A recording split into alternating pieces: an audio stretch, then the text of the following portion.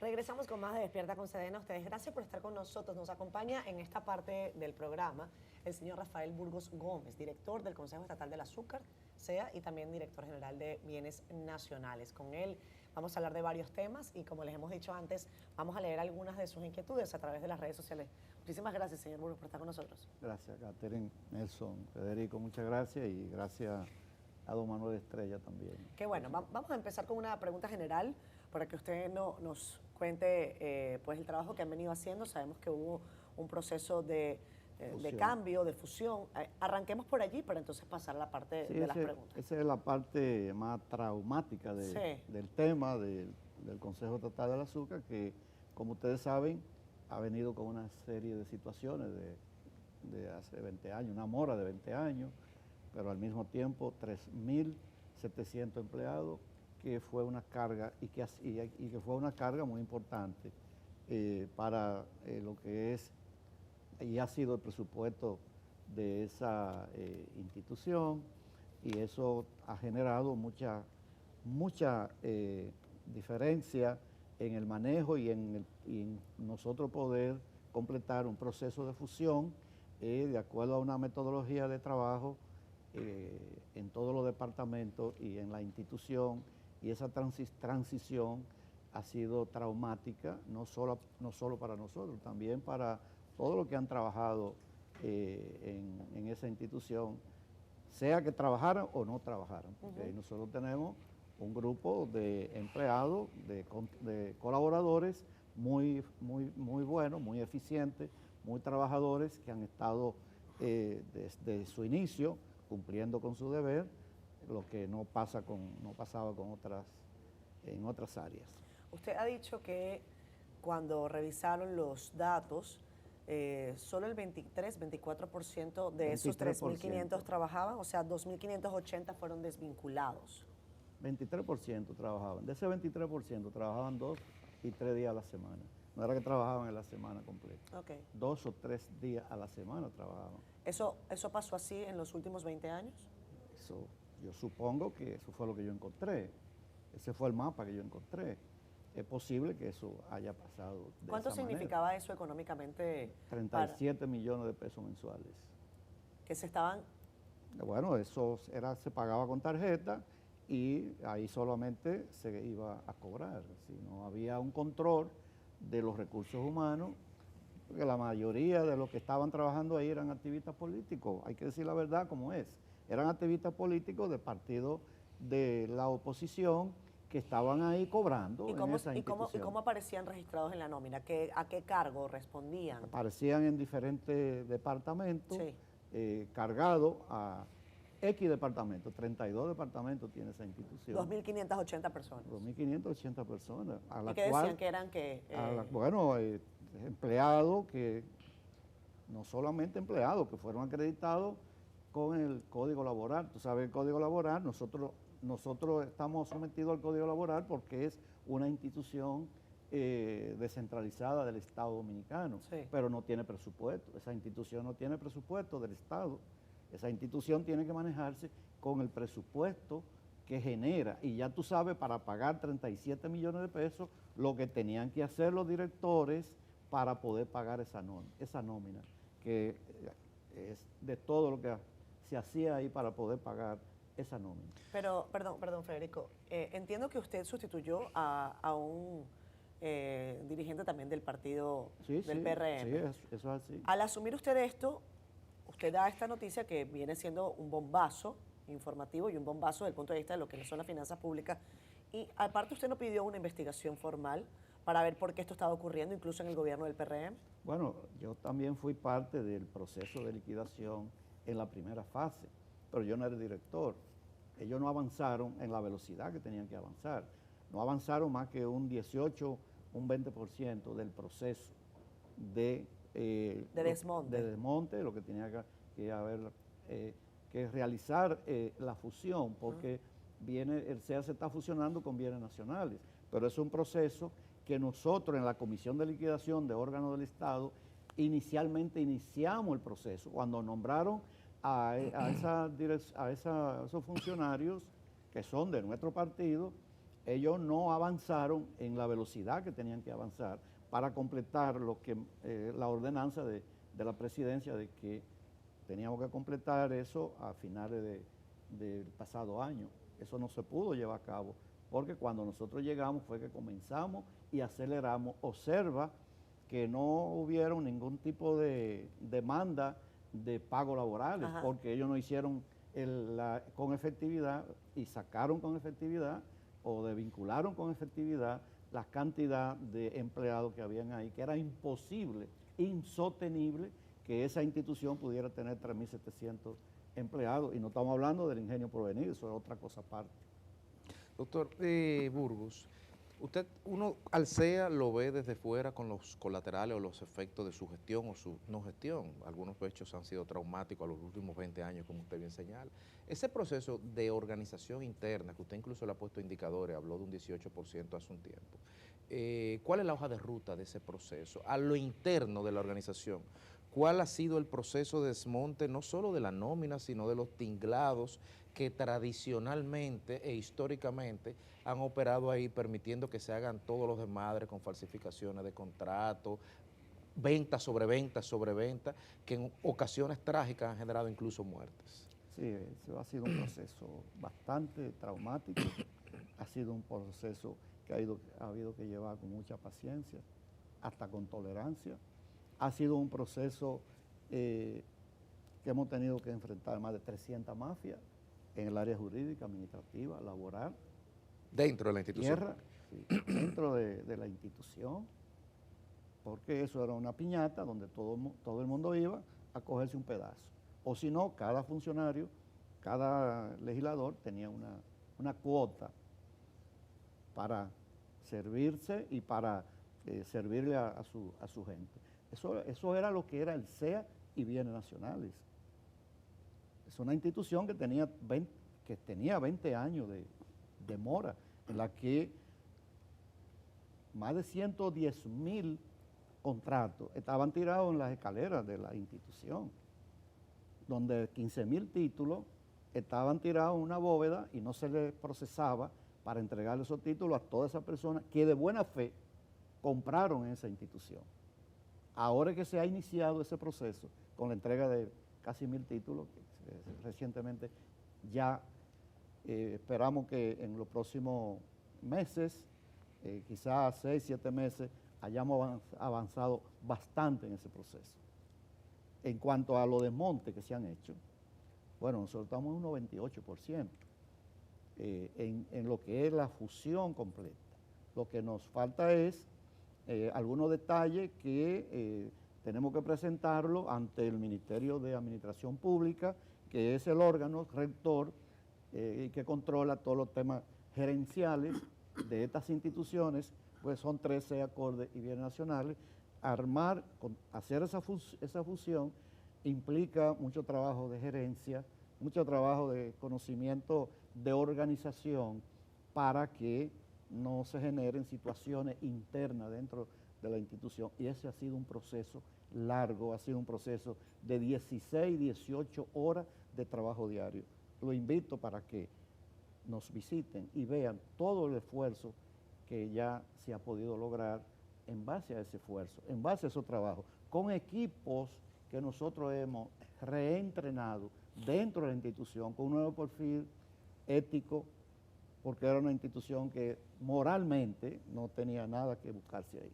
Sí, una precisión antes de la pregunta. ¿Cuál es la dificultad?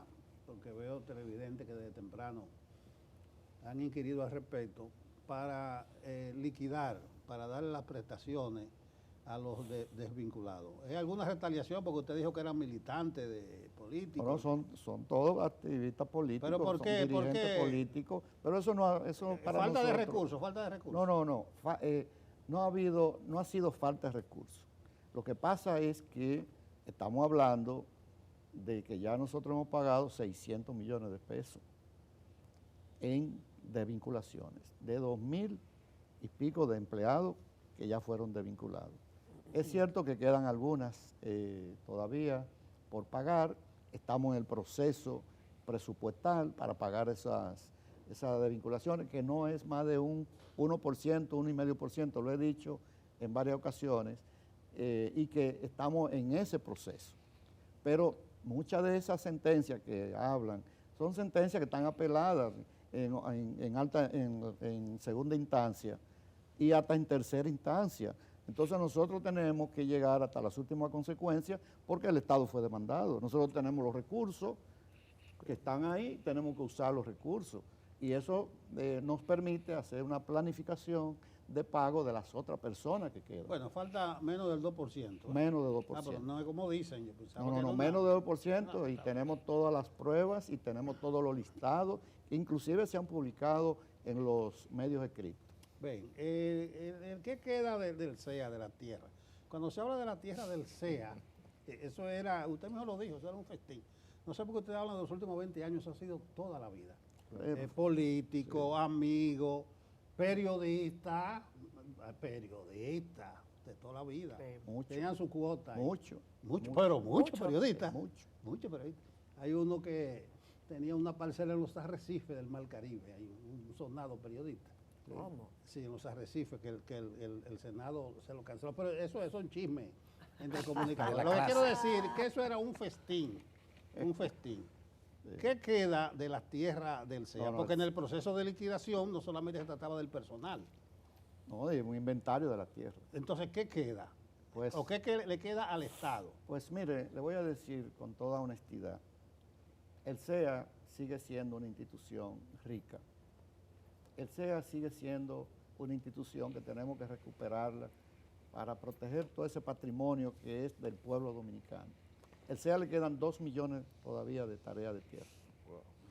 1 millón que está rentada y otro 1 millón que la tenemos en diferentes puntos del país. No lo decimos por las razones que usted sabe, pero al CEA le quedan 1 millón de tareas de las cuales nosotros tenemos una parte sembrada de caña, que son la parte del Ingenio Porvenir, y otras que están en diferentes áreas del país.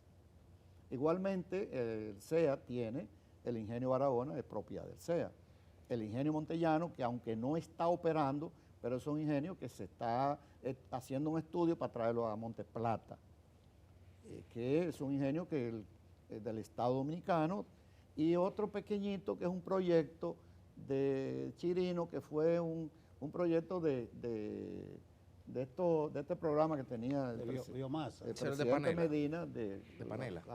la visita sorpresa, pero que no se pudo concretar porque buscaron contratistas, desconocían la materia y eso se quedó en una situación muy complicada porque ahora tenemos una parte de los equipos, pero todavía hay otros equipos que no se han entregado y no podemos armar el equipo que aunque se hizo para producir panelas, pero no tenemos mercado para eso. Entonces hay que hacer una reconversión industrial para poner ese ingenio pequeño en Chirino y ponerlo a producir, por lo menos producir alcohol, que le facilite la capacidad productiva de una colonia como de 150 colonos, pequeños colonos que hay ahí. 2 millones de tareas. 2 millones de tareas, sí. 1 millón de eso está en manos del CEA, lo otro está arrendado. Sí, señor. Así es. Mucha Y tierra. eso, claro, es mucha tierra. Pero ahí es que estamos trabajando para proteger ese patrimonio, para inventariarlo, como ya una parte de eso ha sido inventariado y estamos completando la otra parte para que quede registrada. Obviamente de eso se ha creado un fideicomiso, porque producto del censo que se realizó en bienes nacionales, pues nosotros recuperamos más de 300 parcelas que eran y que son del Estado Dominicano, pero que estaban perdidas, estaban dispersas. El censo nos permitió recuperar 44.000 propiedades del Estado Dominicano, pero al mismo tiempo recuperar 2 billones de metros de tarea de tierra, 2 billones de metros que fueron entregados al fideicomiso, al FDI, que es un fideicomiso de infraestructuras para desarrollo, de infraestructura, digamos, vial, portuaria, aeroportuaria, y de otras infraestructuras que el Estado está en planes de construcción, pero eso lo está manejando ese fideicomiso con una subsidiaria del Banco de Reserva y que además también fueron aprobados por el Congreso de la República. Todo eso ha surgido de ese trabajo que se ha venido haciendo en recuperación de los bienes del Estado, tanto del CEA, de bienes nacionales, como la parte minera de Corde, que también es un patrimonio que tiene el país con Corde. Mucha gente dice, no, pero Corde desapareció, ¿no? Corde tiene 5 grandes mineras, 5 grandes áreas mineras. Una de ellas se están explotando y la otra la estamos negociando con empresas que van a instalar su capacidad productiva de extracción. Mire, como nos comprometimos con la audiencia para leer parte de sus comentarios, yo voy a decir que de ninguna manera yo voy a leer comentarios altisonantes ni que hieran ni la moral ni a la persona. Las preguntas son todas válidas, lo que no vamos a entrar es en temas de índole personal, porque creo que eso nos suma al debate y nosotros, además por cortesía, ética, lo que ustedes quieran, no vamos a maltratar de ninguna manera a ninguna persona que venga acá al estudio. Así que lo digo por si ustedes lo van a ver ahí en pantalla y yo me inhibo de leer algún tipo de consideración de carácter personal, pero las preguntas son todas válidas. El señor Burgos nos dice por acá, por ejemplo, la señora Maciel Ortiz, hemos hecho 22 protestas. Ahí hay más de 80 sentencias laborales definitivas que ascienden a más de 70 millones de pesos, que aumentan cada día. Dice, activistas políticos, dice, personas con 10, 20, 30, hasta 40 años de trabajo, cancelaron sin prestaciones a las calles solo por capricho, como usted dice. ¿Qué piensa usted de esto? No, Maciel ha sido la que ha protagonizado todos los escándalos, inclusive en la Catedral Primada de América, en un acto solemne que estuvimos ahí. Ella fue la promotora y ha sido la promotora de perseguirnos en todos los escenarios. Ella fue asistente de 2 directores del CEA, ella fue asistente de 2 directores del CEA y ella conoce muchos casos en la que ella conoce la naturaleza de decenas de casos, mientras ella fue asistente de 2 directores del CEA de las pasadas administraciones. Lo que ella no dice es que hay una lista de pagos que se han realizado y que están en la página de internet, fueron depositadas en la oficina que maneja doña Milagro, fueron depositadas en el Ministerio de Trabajo y en el Ministerio de Administración Pública.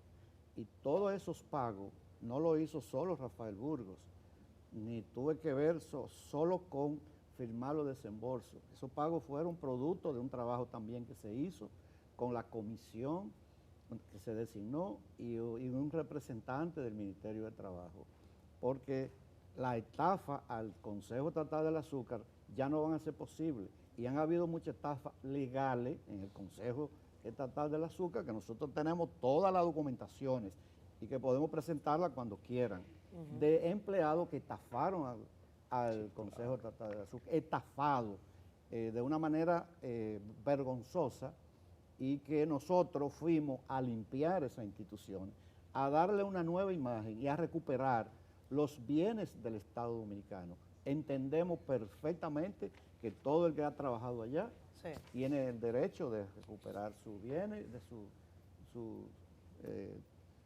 liquidaciones, porque fueron reconocidos, fueron puestos en la lista, pero ahora tienen que pasar por los procesos legales que implica la transparencia que demanda la Contraloría General de la República y los organismos de control del Estado Dominicano. ¿Cuándo dejó de ser una piñata el CEA?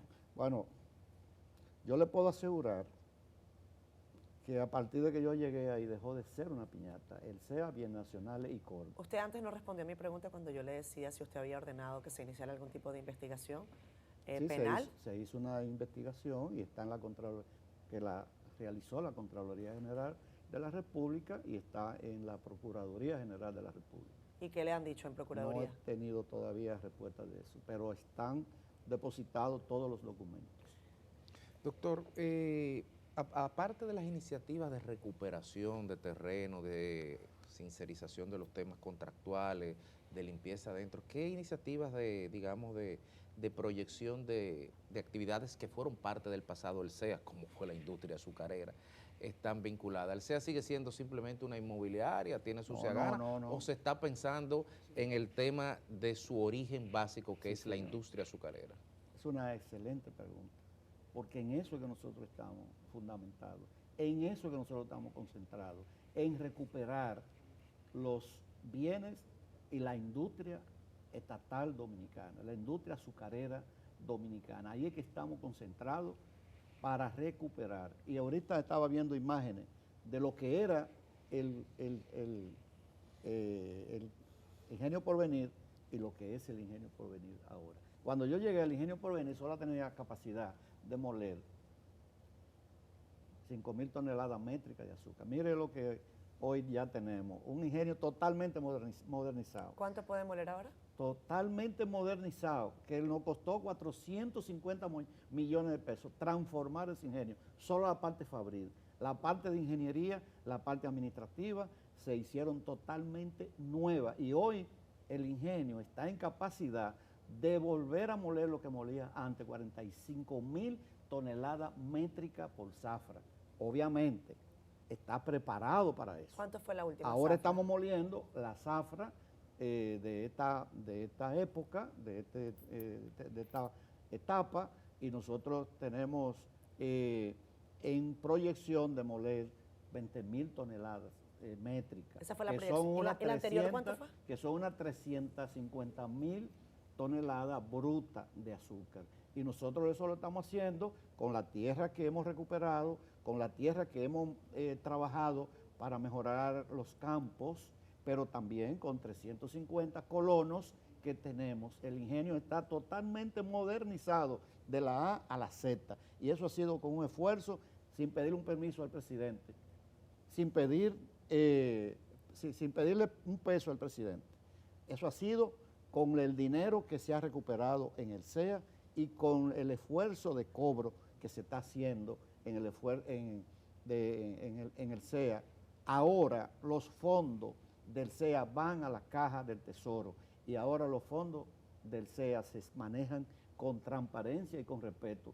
Y el que me mete la mano en el CEA es para afuera que va. Cuidado si eso que usted dice de ese ingenio, lo que evidencia que fue un error aquella ley supuestamente de capitalización que terminó siendo de privatización, y tal vez eso induce a que el CEA recupere algunos de los ingenios arrendados. Bueno, yo me pongo yo a lucubrar, no, porque si eso ha sido tan exitoso. Para mí fue un error, porque lo que había era que subsidiar esa industria, como había que subsidiar la zona franca de 2006. Para mí eso fue un error, como había que subsidiar la zona franca El del primer 2006. Funcionario que yo escucho que dice eso. Pues para mí fue un error, y lo digo responsablemente. Para mí fue un error que esa industria, la matriz de la economía dominicana, el CEA es la matriz de la economía dominicana, la industria azucarera. Desde la colonia la economía ha sido la economía, y lo decía Balaguer. ¿Qué lo decía Balaguer? La industria, la economía dorsal. El azúcar era el café y el tabaco, y todavía el tabaco. Mira el repunte que está haciendo el tabaco ahora. Doctor, a propósito del renacer de la industria azucarera y el momento que vive el país frente a la crisis haitiana, el gobierno ha dictado una serie de medidas, entre ellas la mecanización de algunas industrias. ¿Este renacer de la industria generará una demanda de mano de obra como históricamente lo fue, o este renacer está contemplando la mecanización y la no dependencia de esa mano de obra haitiana? No, totalmente mecanizado. Todos los sectores tienen que mecanizar sus labores, su industria, su transformación, su elaboración, tienen que mecanizarla. No hay manera de seguir con estos temas de mano de obra. Fíjate, nosotros teníamos que contratar 300 y 350 personas extranjeros todos los años. Ahora solamente hemos contratado 50, porque tenemos la mecanización ya establecida, tenemos la industria mecanizada, y eso es lo que nos permite a nosotros reducir de 350 a solo 50, porque hay áreas que las maquinarias no pueden entrar, porque hay mucha diferencia topográfica en los terrenos y ahí tenemos que hacerlo manual. Pero si tú vas al ingenio, nosotros hemos adquirido los equipos completos para la mecanización. Y eso ha sido también con fondos de los dineritos que han entrado al Consejo Estatal del Azúcar. ¿De cuánto fue la última zafra? Esa es una pregunta que se La me quedó. última zafra que se hizo fue una zafra de transición, que es una zafra que apenas se pudo moler como 5 o 6 mil toneladas, porque tuvimos que reconstruir el ingenio completo. Pero más que eso, nunca se había reconstruido el ingenio en lo que son las calderas, que son el alma de un ingenio. Tuvimos que traer masas de la India para poder conformar y establecer los 4 molinos que tiene el ingenio, poderlo ajustar a que tuvieran una zafra con eficiencia. Cuando hablo de eficiencia, es sacar el último juguito que producen las cañas. Y eso nos ha permitido mejorar la capacidad de molienda, y este año estamos ya en el mapa moliendo 20.000 toneladas, que es una buena cantidad para estabilizar el mercado, para que el mercado no se nos vaya. Pero su proyección de es la de 200.000. No, de 20.000 toneladas. Ok. 20.000 toneladas. Ok. El año que viene ya estamos listos para moler 40.000 toneladas métricas, que son 700.000 toneladas de caña bruta. Y eso va a estabilizar el mercado, pero al mismo tiempo le va a dar vida a 5 provincias. ¿Con 50 personas? No, porque no. Ah. Una cosa es el campo. Ok. Una cosa es el campo y Ya. una cosa son las máquinas cortadoras. Sí.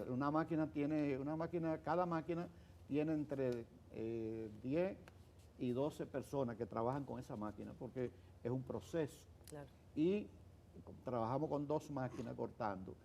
Lo que le digo es que las 50 personas que usamos, que ni siquiera son importados, es que están en los batalles. Nosotros tenemos 8 batalles, son productos del nuevo sistema que están ahí durante todo el tiempo, y eso nos permite que esas personas que están ahí, que son batalles de nosotros, que nosotros los ayudamos, que nosotros hacemos programas sociales con ellos, que trabajamos con ellos todos los días, trabajamos para que ellos se mantengan ahí, pero también trabajan en Rafael, el campo. muchas gracias. Eso que usted dice de la ley de capitalización, que yo le llamo de privatización, todas las culpas no han sido bien repartidas. Si usted va a la decisión del Congreso, solo votaron todos los partidos por igual, es decir, que los culpables son todos. Sí, eso es así. Matamos una gran industria, que había que subsidiarla. Pero no solamente, no estamos hablando del CEA. El modelo boliviano. Estamos hablando de las empresas del Estado, cómo se las repartieron. Bueno, 46 empresas de Córdoba. ¿Cómo se las repartieron? También. No crímenes grandes.